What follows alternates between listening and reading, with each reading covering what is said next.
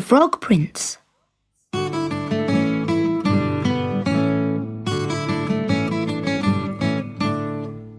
There was once a king whose daughter was so lovely that even the sun was outshone by the brightness of her smile.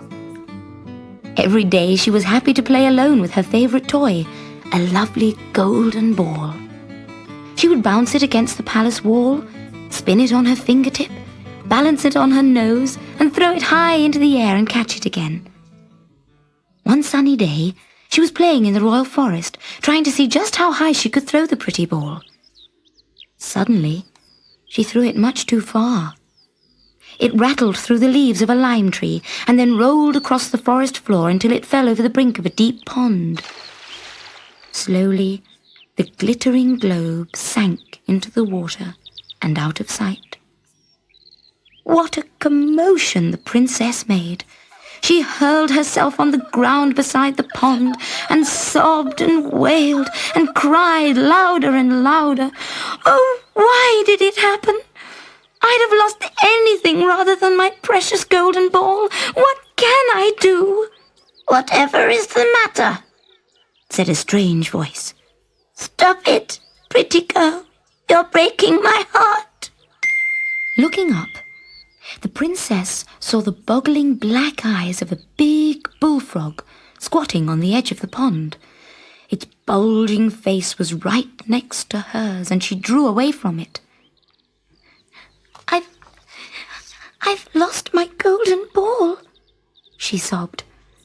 It fell in the pond, and now it's gone forever. Don't worry, croaked the frog. If you promise to keep me company and play with me and let me eat off your plate and sleep on your pillow, I'll swim down and fetch it for you. The princess clapped her hands in delight. Oh, yes, please do.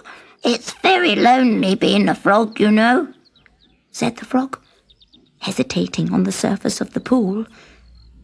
Yes, I'll play with you, I promise, cried the princess. But do hurry, or it will sink into the mud. The frog dived deep and came back with the golden ball held in its wide green mouth. The princess screwed up her face and took the ball between her finger and thumb. Ugh. You could have used your feet. But the gold polished up on the grass, and the princess was soon throwing it up in the air again as she ran back towards the palace. Wait for me, croaked the green frog, hopping after her. I can't keep up with you. But the princess did not hear. Already she had forgotten about the helpful frog. That evening at dinner, there was trifle and cream for pudding, and the princess filled her plate to overflowing. But just as she lifted her spoon, there was a noise on the staircase. A flap, flap, flapping of small, flat feet. It was the green frog. With one great hop, it landed on the table beside the princess's bowl. Why didn't you wait for me? It asked, its head on one side, its eyelid blinking in the bright light. Go away. You're making the table wet, snapped the princess. You smell of the pond. Did you invite this frog to dinner? Asked the king. No, but she did promise I could eat off her plate and keep her company and be her friend. Is this true? The princess blushed. Well, I may have said something. Then I hope and trust you will keep your word, my girl. The princess dropped her eyes and kept silent, and as soon as she could, she slipped away from the table and hurried off to bed. Wait for me, cried the frog, hopping down from the table as she ran towards the door. You promised to let me sleep on your pillow. The princess looked in desperation from the frog to her father and from her father to the frog. It seems a very foolish and silly thing to promise, boomed the king. But I hope and trust that you'll keep your word, my girl. At her father's harsh words, the princess began to cry. But It's so horrible, she muttered through her tears. It's so revolting.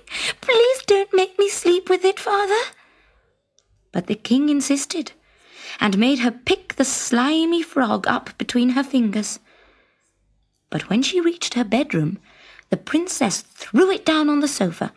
You can sleep there, and don't move. The frog watched the pretty princess with his sad, blinking eyes as she got ready for bed. Do you really think I'm revolting? He asked.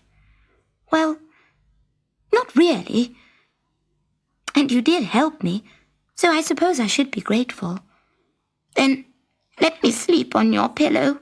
No, shouted the princess. But you promised. I said no. Then I'll tell your father tomorrow. I don't care. I don't care who you tell. You are not going to sleep on my pillow. And with these words, the princess blew out the candle.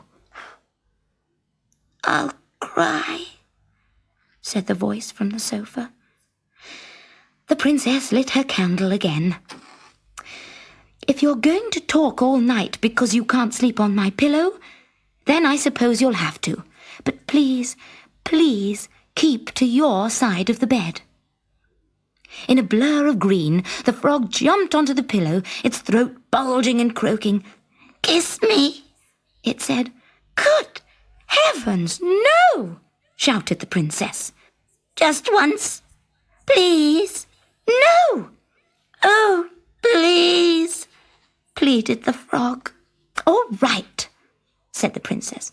Just once. But first I'll blow out the candle.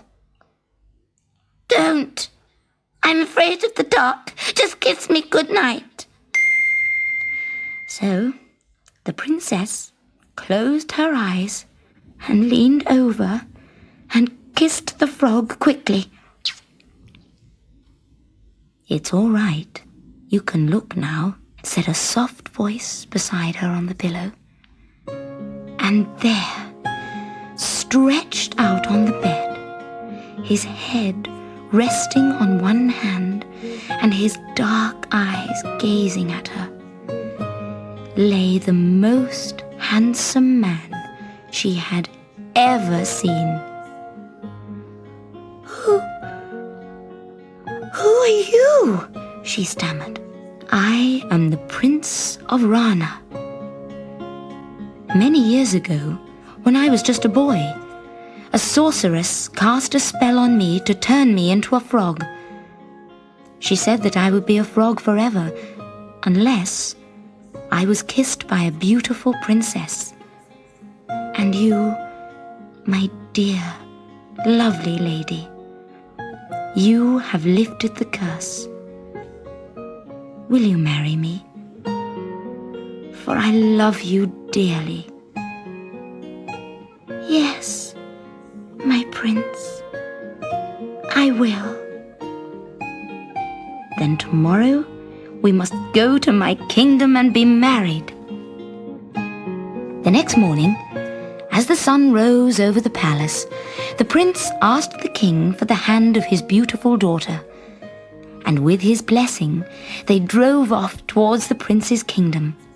Everyone clapped and cheered as they drove to his castle in a shining coach pulled by 8 elegant horses.